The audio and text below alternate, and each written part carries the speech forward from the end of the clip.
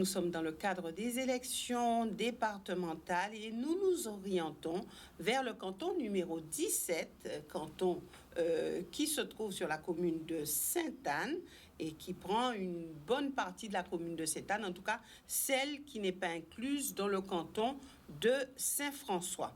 Nous sommes avec un binôme, le binôme Cuirassier et Riga Jean-Philippe, donc monsieur Alain Cuirassier, qui est agent de maîtrise au SIAG. Il a fait ses débuts en politique dans les années 70 avec monsieur Francisque Baptiste. Il était à l'époque jeune, on va dire militant politique. Il a participé à plusieurs élections municipales. En 2020, il était sur la liste de Patrick Gallas au premier tour et au deuxième tour dans le cadre de la fusion avec Marlène Captan. Il est le secrétaire, ou il a été le secrétaire de la section communale GUSR. Madame Sylvie Riga Jean-Philippe est comptable. Elle a accompagné à l'époque, on va dire, 2 femmes qui ont fait leur chemin en politique, qui ont une histoire vraiment politique guadeloupéenne. Je veux parler de Madame Lucette Michaud-Chauvry, mais aussi Madame Gabrielle Louis Carabin. Mais elle a réellement fait ses débuts en politique en 2001 avec la parité. Elle était à l'époque aux côtés de Marlène Captan et elle l'est jusqu'à ce jour. En 2015, elle était aux municipales et départementales. Et puis, pour les élections municipales au plus près de nous, de 2020, aux côtés de Marlène Captan. Madame, monsieur, bonsoir et merci d'être avec nous. Merci d'être sur ce plateau. Alors, c'est vrai que, on va dire qu'à Sainte-Anne, c'est particulier, c'est quand même le canton où il y a le plus de binômes. Et on se rend compte quand même que vous vous connaissez tous, que vous avez, on va dire, une histoire commune à un certain moment, puisque Marlène Captan est au cœur de cette élection, de par son parcours et le parcours de d'autres avec elle, notamment en 2020. Et puis, bien sûr, sur Sainte-Anne, on voit qu'il y a quand même des amitiés qui se sont défaits peut-être pour cette élection. Alors, je vous passerai la parole, Madame Riga Jean-Philippe. Comment vivez-vous cette élection et surtout comment vivez-vous la manière de faire de la politique à Sainte-Anne? Bonsoir à tous et bonsoir à tous les Sainte-Annais et ainsi à la Guadeloupe.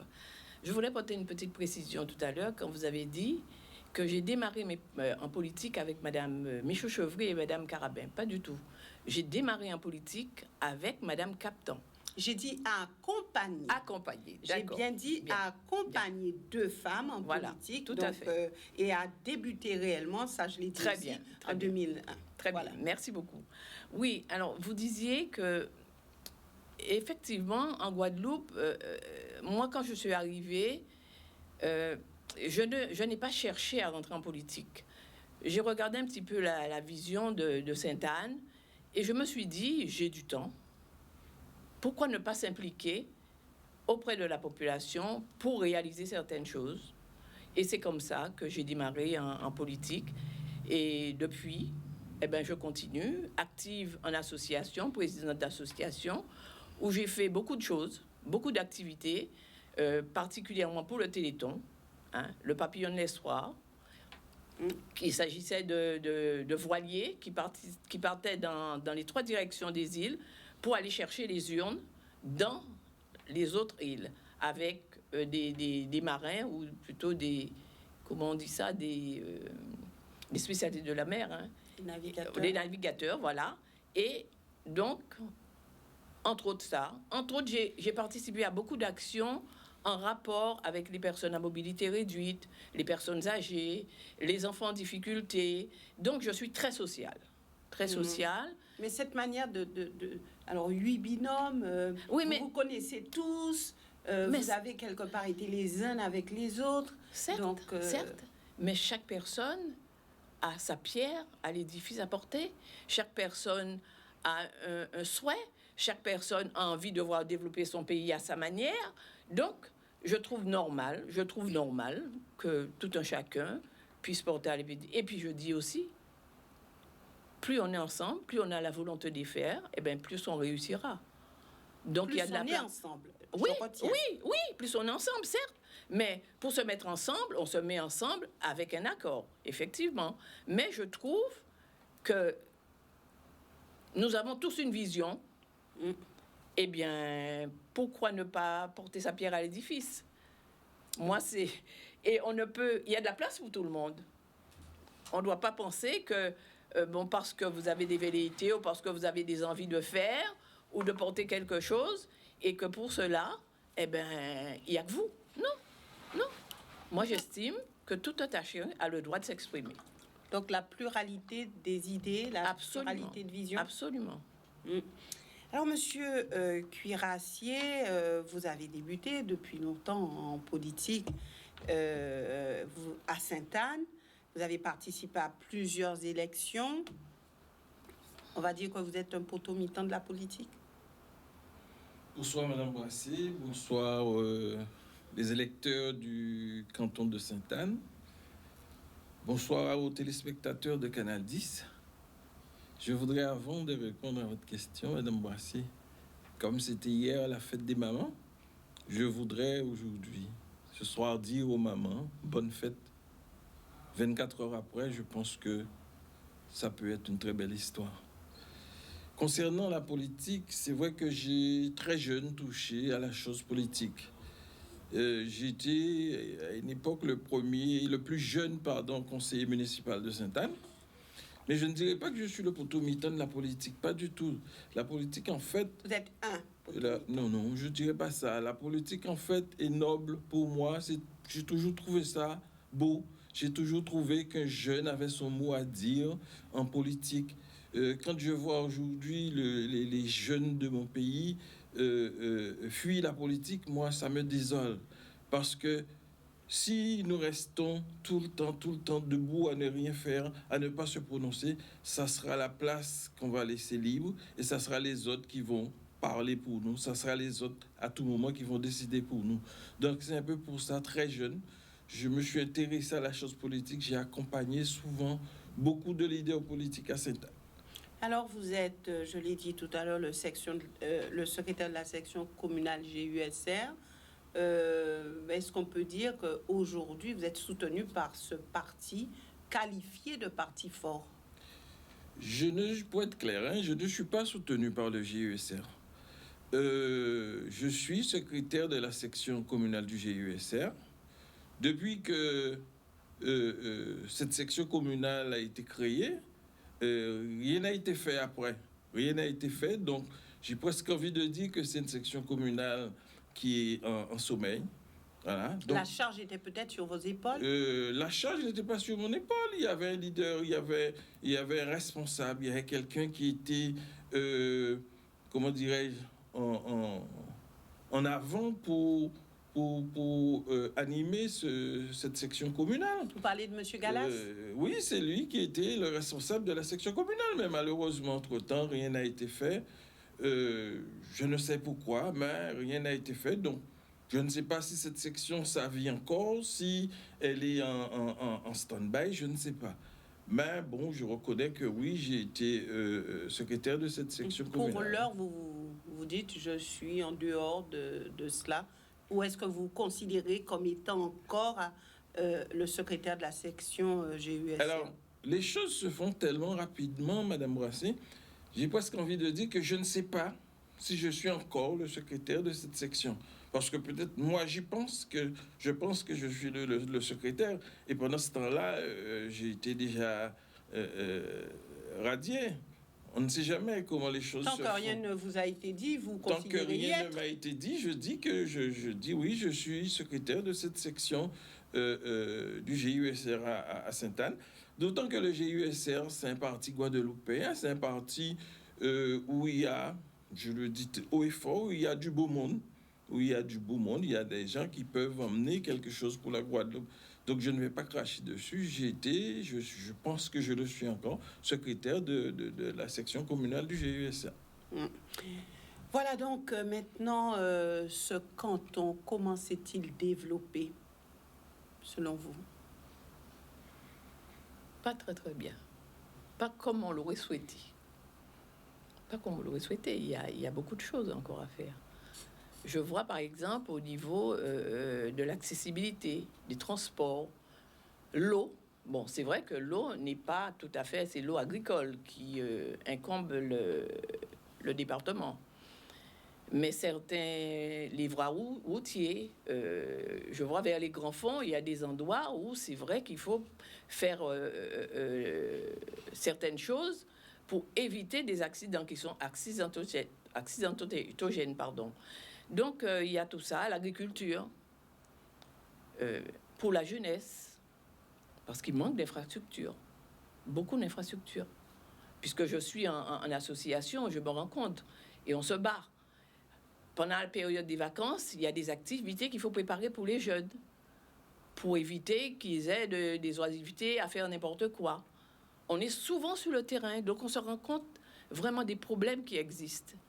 Et je vous dis encore que c'est pour ça que moi j'ai choisi d'être sur le terrain, d'être proche de la population et de pouvoir accompagner et aider ma population, particulièrement à Sainte-Anne, mais aussi la Guadeloupe. Quand on est conseiller départemental, est-ce qu'il faut forcément être en phase avec le maire? Est-ce qu'il faut être dans l'action conjointe avec la municipalité? Moi, je pense que quand on fait ce genre on a choisi de faire cela, je ne vois pas pourquoi on serait contre de travailler avec le maire. On travaille pour sa commune. Le maire est quelque chose, c'est un individu, c'est un être humain comme vous, comme moi. Eh bien, nous travaillons dans un cadre bien précis, nous restons courtois l'un envers l'autre pour faire avancer notre commune. Moi, c'est comme ça que je vois les choses. Moi, je suis ennemi de quiconque et je ne veux l'être non plus. Et vous? Alors, la question, c'était comment le canton a évolué. Je ne sais pas si moi, je suis habilité à répondre, Madame Boissé, parce que j'ai jamais été candidat aux élections départementales. C'est ma première fois. J'ai jamais été candidat à aucune élection, sauf être sur une liste municipale. Seulement, il y a eu des élus dans ce canton.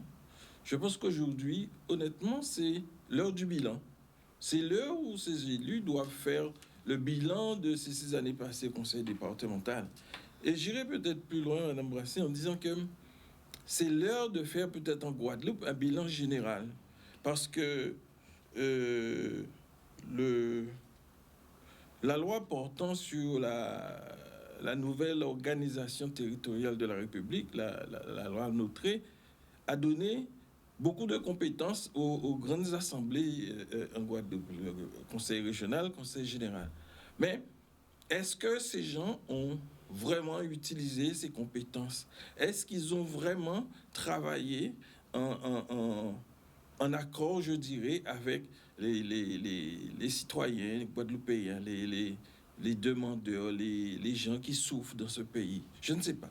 Je pense que il faudrait peut-être prendre les choses point après point pour dire voilà ce que nous avons fait, par exemple pour les personnes âgées.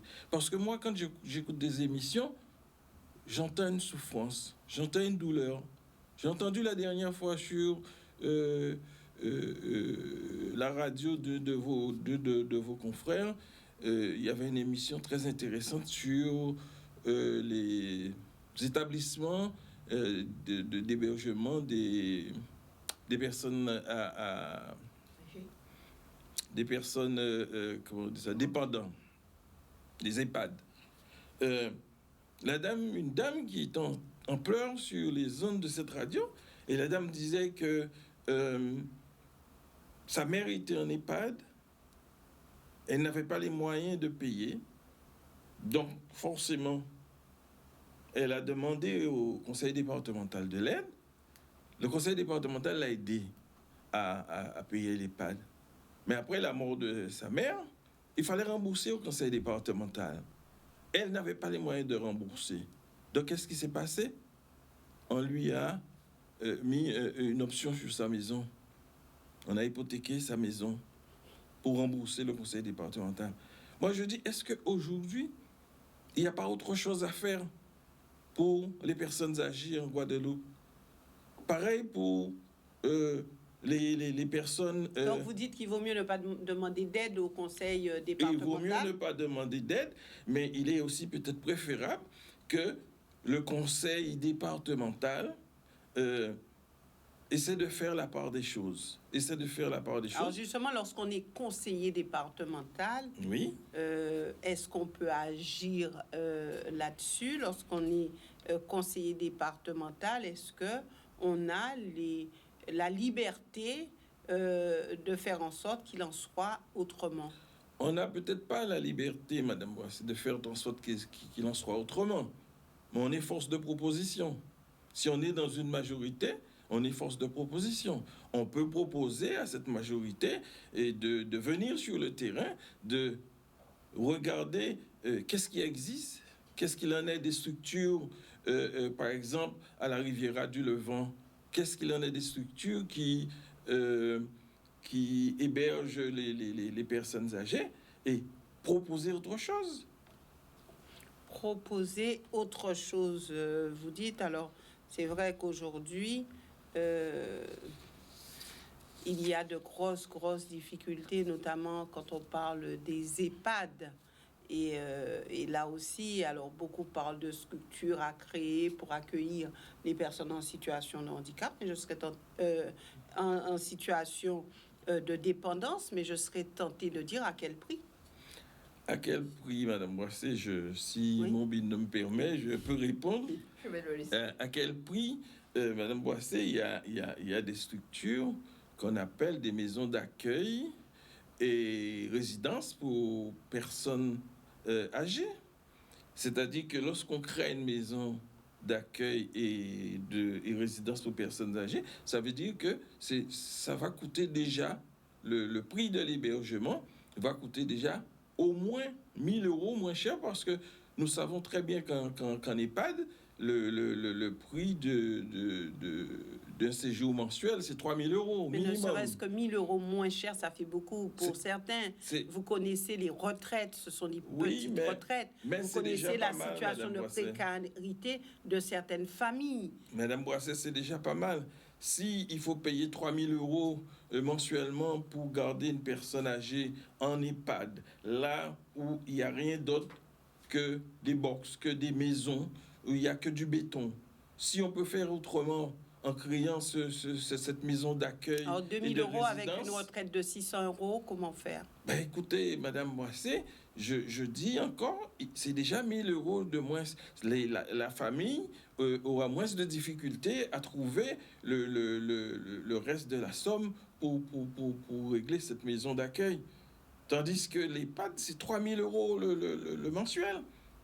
Ça fait lourd pour une famille déjà. Et puis, la maison d'accueil que j'ai envie de proposer, c'est une maison d'accueil qui donne d'autres possibilités aux parents. Cela veut dire que si moi, j'ai eu un parent âgé qui ne veut pas rester la journée, ou bien pour des raisons professionnelles, je ne peux pas la garder la journée, eh bien, cette maison d'accueil peut me garder mon parent, ma mère, mon père, je sais pas, la personne âgée en question. Cette maison d'accueil peut garder cette personne pendant la journée, et le soir, en entrant du boulot, je passe la récupérer. C'est encore une solution. Donc avant de poursuivre sur ce que vous souhaitez réellement mettre en place au niveau de ce canton, en tout cas les actions que vous souhaitez mener, les combats même que vous souhaitez mener au niveau du conseil départemental, j'aimerais vous laisser une citation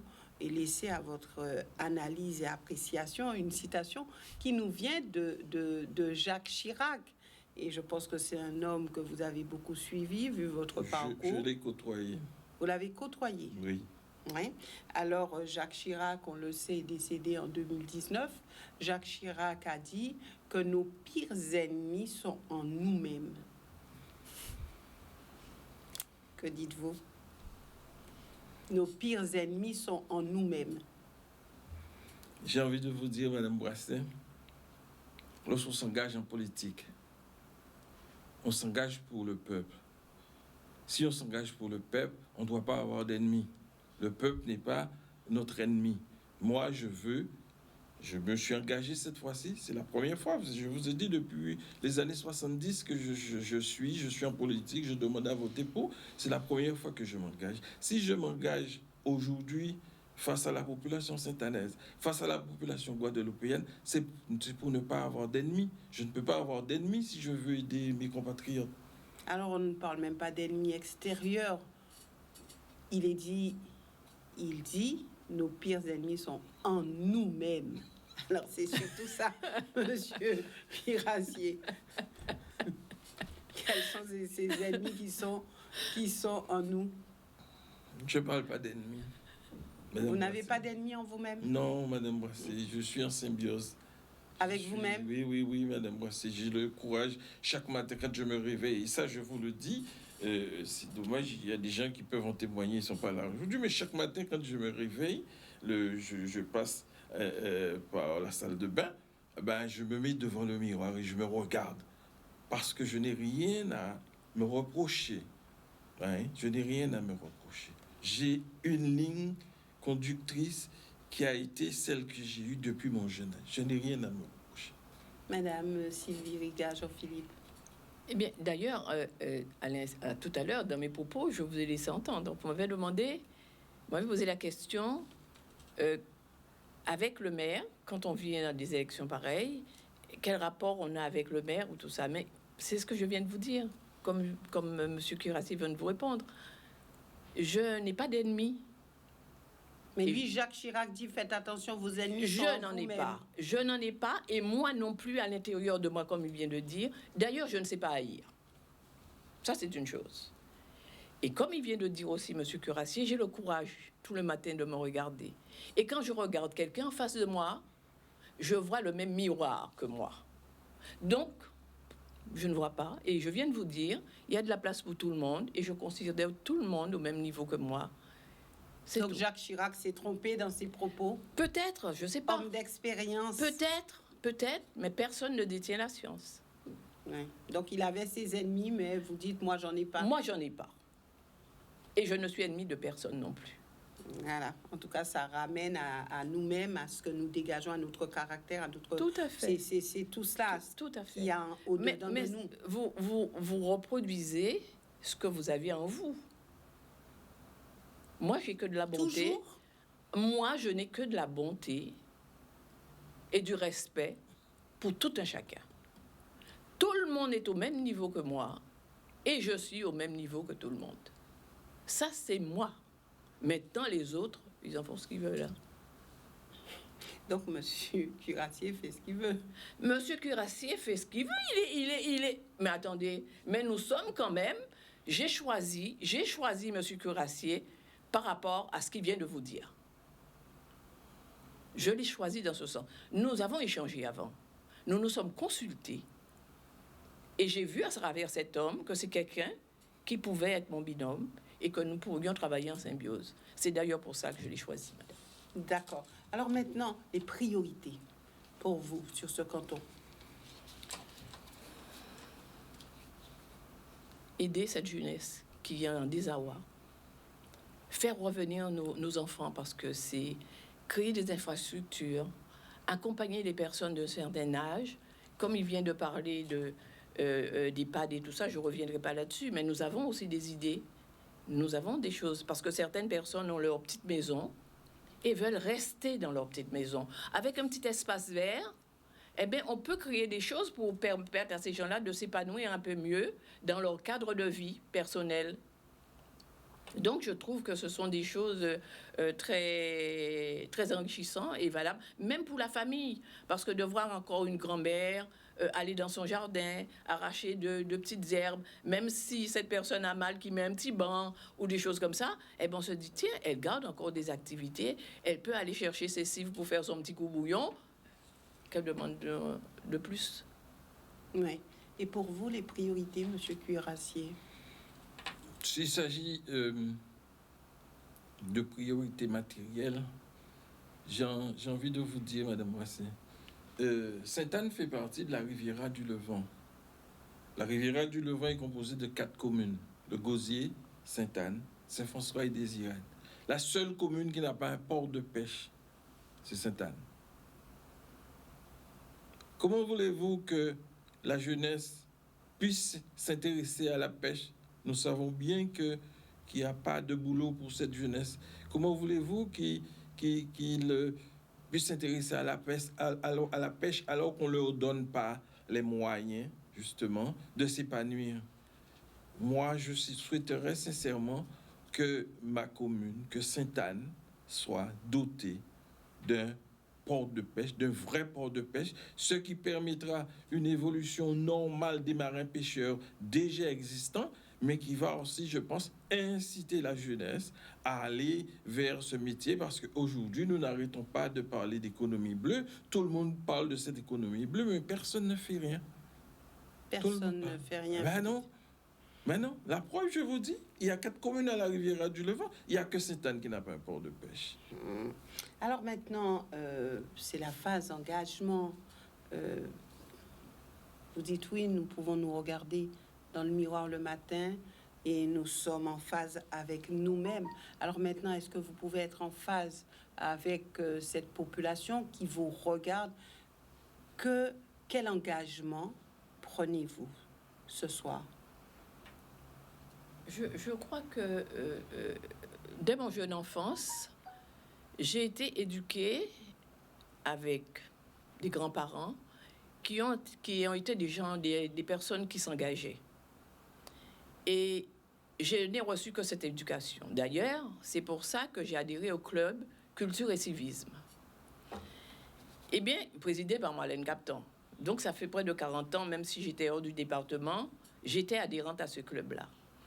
Et cette éducation que j'ai reçue, eh bien, je tiens à garder ce genre de choses.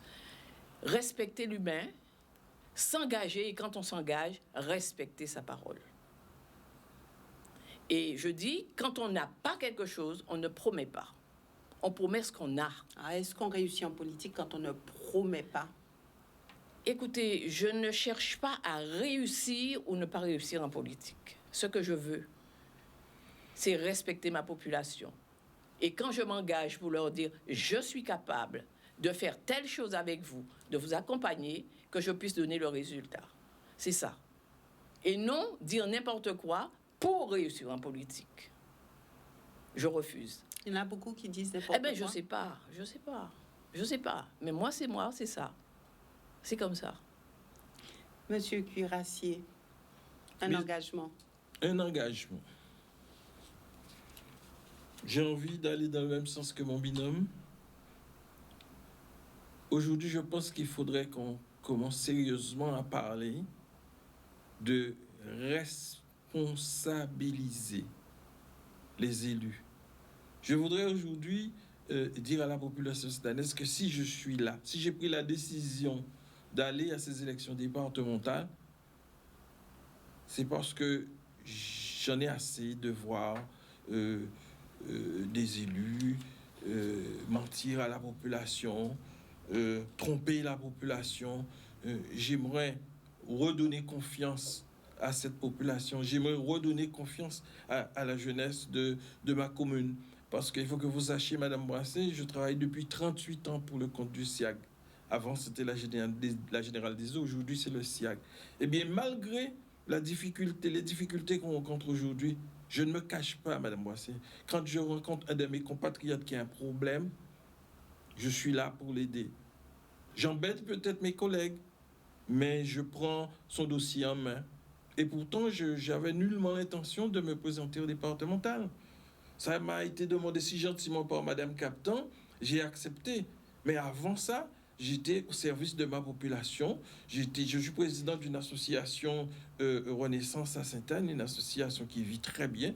Je pense que un jour que vous ferez un micro-trottoir à Sainte-Anne, vous allez pouvoir vous renseigner comment les choses fonctionnent entre nous et comment vit bien l'association.